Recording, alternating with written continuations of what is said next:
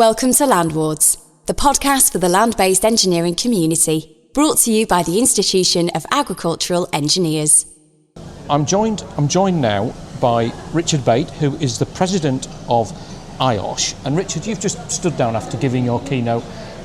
New man in the job as president in the last week, and this is officially your first public speaking engagement to the agricultural community, the rural industries community of IOSH. Is that the correct terminology? Absolutely.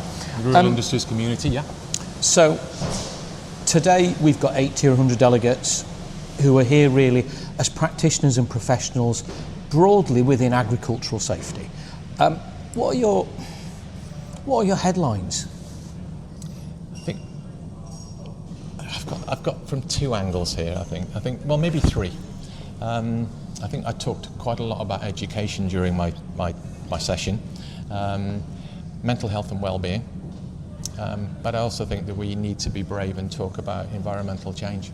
Yeah. And I'm always a little bit cautious when I talk about environmental change, because you know that it polarizes a room whenever you start to talk about it. There will be people that believe it is just a natural cycle, and 100,000 years. The north-south axis will go back at 0.5 a degree and everything will be fine. And then you've got the people who do believe in global warming.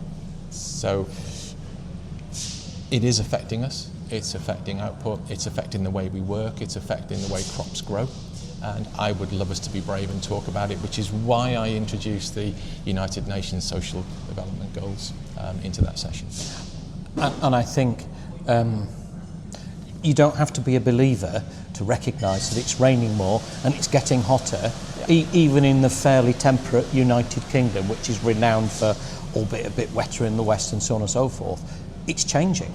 And the realities of changing weather are irrelevant to an ideological position, or an ideological position is irrelevant to a changing weather. And as health and safety professionals, we work with what we've got to support the people around us to help them be, with their well-being, with their health, and so on and so forth. I'm an agricultural engineer. I tend to the technical.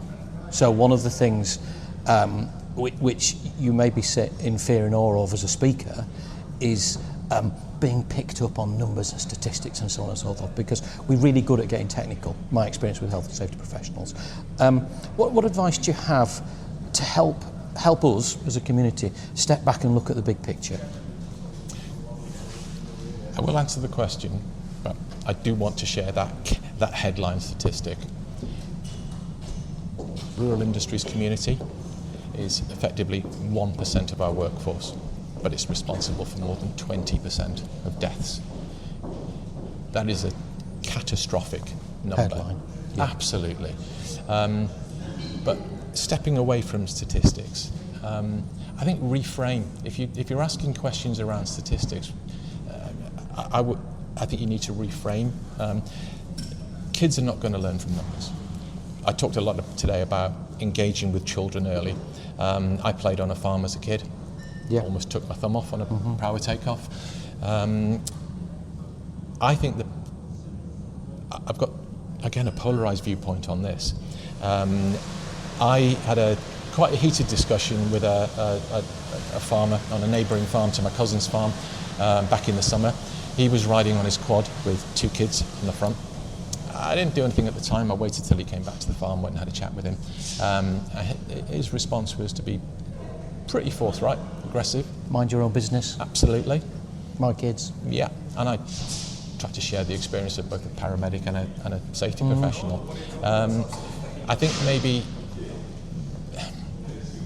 the focus that maybe my focus and what I'll be able to achieve in just 1 year is that education piece. So maybe give the father some support, offer him advice if he wants to accept it. But I think where we'll have success is engaging with children at a very, very young age. And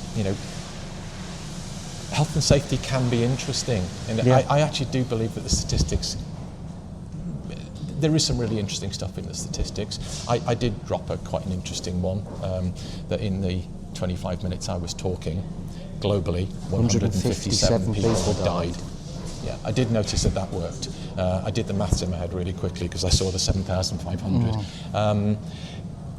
Yeah, I think there's a balance, but again, I believe that education is the key. And again, I realised there was a few people in the room from North Wales, which is why I spoke a little tiny bit of Welsh. Communication is important. When we had a similar conference to this in North Wales back in April, we had to deliver some of the content in Welsh because we would not have engaged with the people who attended. You need to be where, you need to be part of your audience, your group, Absolutely. your tribe, your community. Yeah. You know, the IOSH terminology changing to communities is really powerful because it's about belonging. And I think dealing with the technical, we speak in our own languages. And I don't mean that as in Welsh, I mean we talk about risk assessments and hazards. And we other the personal. And in reality, you know, the gentleman with 2 kids on the front of his quad bike, that's his family, that's his world. It might be culturally acceptable for him to do that thing, but the reality is when you contextualise it about that, you start to look at it in a different way. Yeah, so I think back to when I was a kid, it's a long time ago. I learned to drive a tractor by trial and error. No one ever taught me about, you know, gradients. I literally did it by trial and error. So if I was going up too steep a gradient and the front of the tractor started to bounce, It's time to give over. it was time to, yeah. But I think also now that parents can be, perhaps from another perspective, parents can be very, very protective. So children are not experiencing real risk. So they're not building up a portfolio of knowledge. So, you know, my generation, this is something I picked up from a book recently. I think as, again, parents, we kind of worry too much about what would be the consequence of, you know, one of our children, you know, having a relatively simple injury, you know, slipping on a step or, you know, perhaps opening a chemical and didn't understand what it was and requiring them to, you know, a quick trip to A&E. The implications now are significant. They weren't so much when we were kids in the 70s. You know, in the 70s you were told, don't be stupid, don't do that again, and you didn't do it again. But now the society we live in, I mean, that's likely to involve, you know, any injury is likely to involve a visit from social services. So parents are very, very cautious, and I think it's you know, it's skewing the perspective of what risk is, but also, you know, how to manage risk. And it is important that you manage risk. People ask me, so, you're a safety practitioner. Why do you still compete in motorsport? Well, you're managing risk. I'm managing risk all the time. I'm keeping my car on the road. Yeah. And I've got a fantastic navigator who just happens to be my wife. And as long as I listen to her and actually follow what she tells me to do, as opposed to what I think I should do, you know, we're fine. But there are also occasions where I'll recognise that I can take a calculated risk because I know that with 40 years' experience of being involved in motorsport, if I get it wrong, I can probably collect it up and carry on. But that's through trial and error. That's through experience. Yeah, and I'm worried that kids don't get that now. And getting the opportunity to build that through your life and to be inculcated in the culture of parenting, the culture of family business in farming, and the fact that you work alongside your kids because after school Dad's milking cows, we've got to make some hay, we've got to do whatever it is we've got to do, or we're sorting sheep. I did take exception to your comment about sheep farming not being proper farming. As a sheep farmer myself. Our sheep farming, in fairness, it was move the sheep around 2 or 3 times a year. And yeah, I mean, even in the 70s, we'd realised that the world was changing. In fact, what the farm now looks like is a little bit of a mess left behind by a chipboard company that grew softwood on the family farm, and the other part of the family farm, the successful bit, is a mountain bike centre. So we diversified a long time ago. And the farm became the backdrop for other things. In fact, like many are now. I mean, it's a dude ranch now. in fact, I can't remember the last time we moved any sheep, or my cousin moved sheep onto the land. We used to take sheep from the higher pastures up in Snowdonia, because we're quite low. Yeah. Can't remember the last time that happened. But again, this is all about change, adapting to change. But people are still working in the countryside, and they're still doing the same jobs. You know, the activities are happening in different ways, but yes. I think also what concerns me is that a lot of high-risk work is undertaken effectively behind closed doors. I'm very lucky where I live. I get to walk and run in forests, and ride my bike in a forest. You know, I see forestry workers and I'm interested, so I'll find Well, it's the old joke about when did you take the roof off that building? Well, we did it on a Saturday. Well, why was that? Yeah. HSE weren't there. Look, we've taken pretty much most of the break, and I have to speak in a few moments. Okay. So I think we should wrap this up. IOSH President Richard Bate, this has been fab. I genuinely think we could carry this on for a long time, but thank you very much. Well, let's do it again. Well, that's absolutely. I'm joined by Sam Downey from Bates in Mind. Sam, you've spoken this morning at the conference. Give me a really quick summary of what you do, the message you were trying to get across, and how we can get involved. 3 things. Okay, so Mates in Mind is a charity. We work in higher risk sectors that present higher risk to work and mental health, and particularly risk of suicide, sadly. And we're part of the FIAgrE Wellbeing Alliance that was founded to improve mental well-being within farming and agriculture. And we do that in 3 ways. The first way is that we are providing information and resources that people can find the help that they need. The second way is that we are working with Harper Adams to make sure that we're effective in the approach we take. And the third way, which is most important probably for your listeners, is that we are directly working with those that go up the farm track so that they feel more confident and competent in the conversations they have with farmers and their families.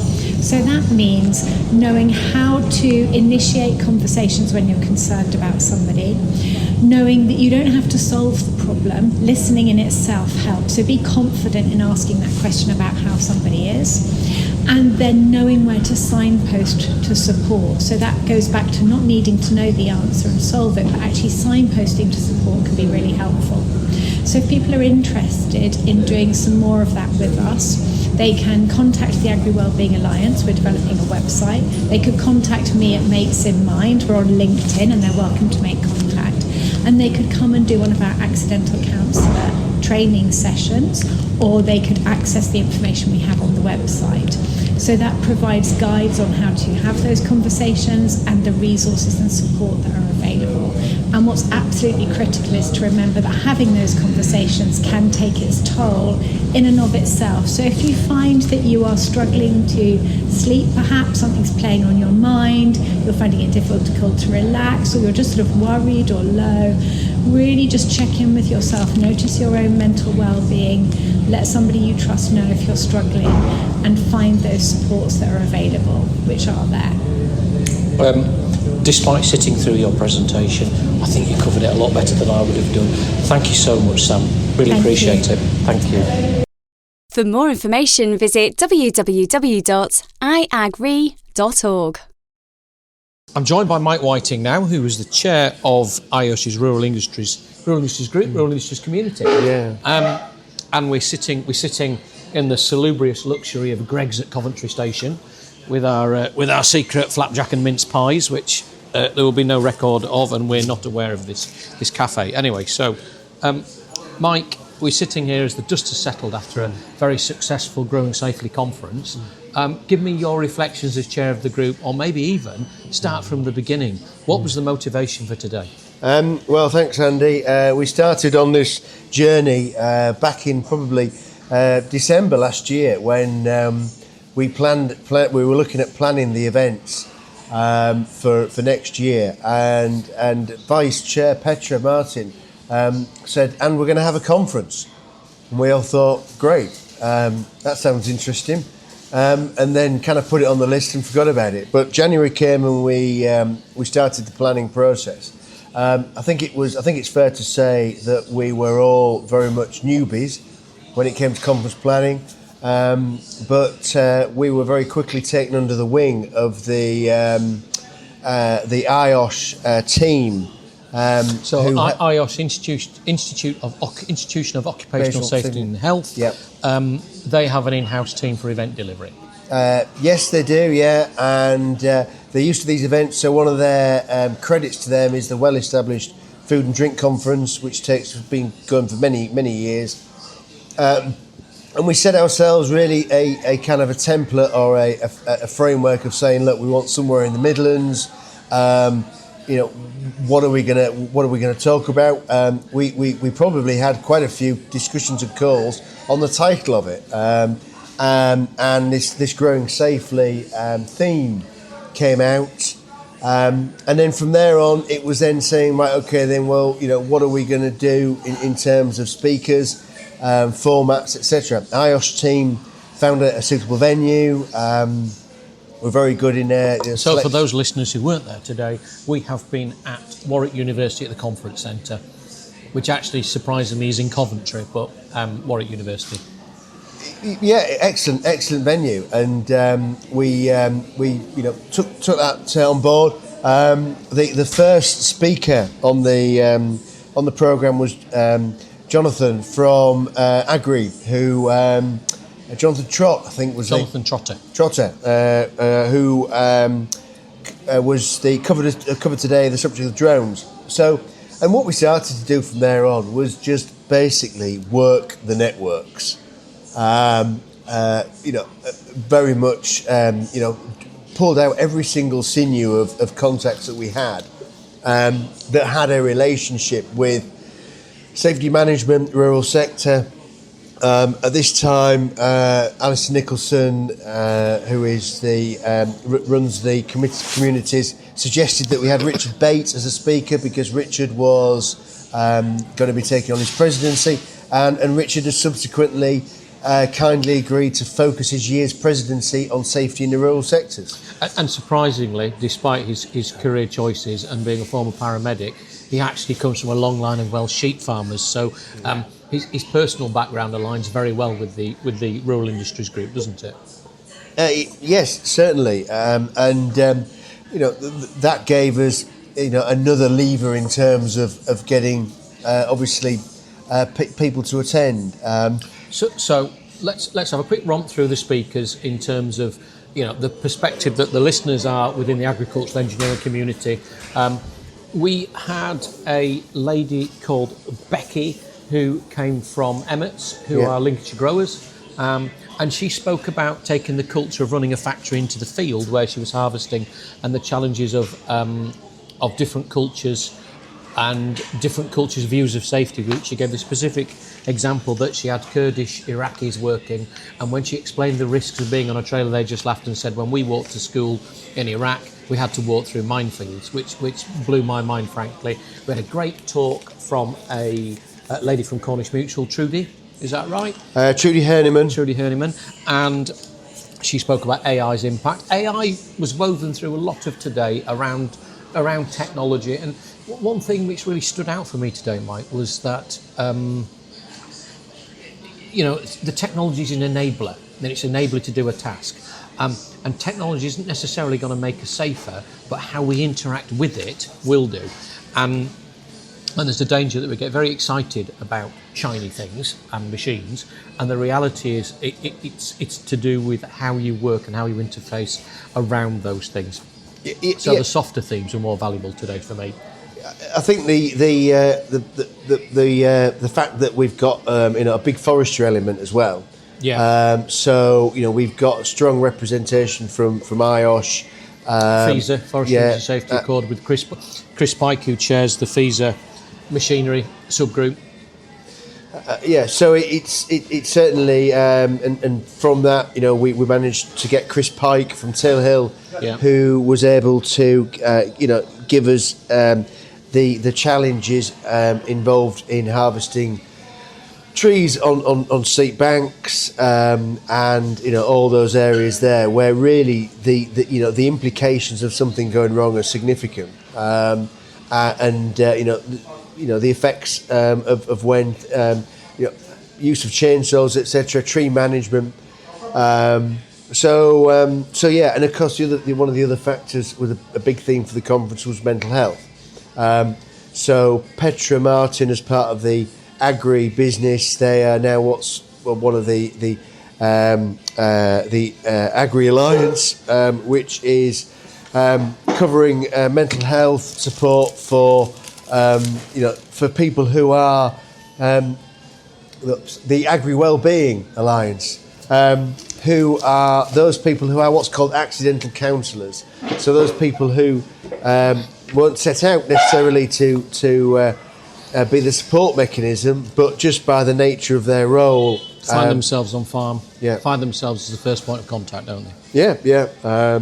So yeah, a varied. We had John Deere was part of the speaker program, and that was part of the fact that last October, in October 2024, we went to John Deere at Langer and we used their meeting room as a hybrid meeting location. So we had an IOSH meeting there, and we went around the parts department and test and development. So really, it was it's working the contact network. So they did their sessions there on predictive maintenance and where they are on agri-tech and autonomy. And what things are coming down the line. How that technology can enable farmers to identify safety issues as well.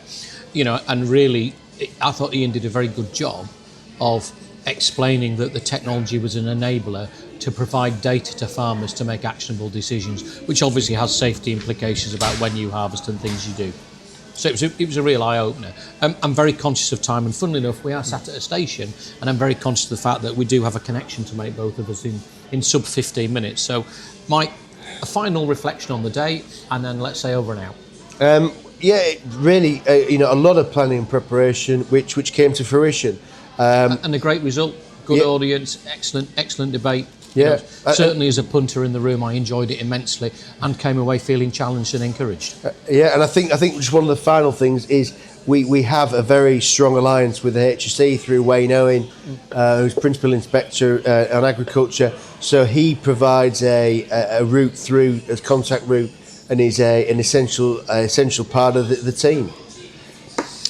Mike Whiting, Newmac Limited, Chair of the IOSH Rural Industries Group. Thank you for your time today, Mike. Let's not miss that train. You have been listening to Landwards, the podcast for the land-based engineering community, brought to you by the Institution of Agricultural Engineers.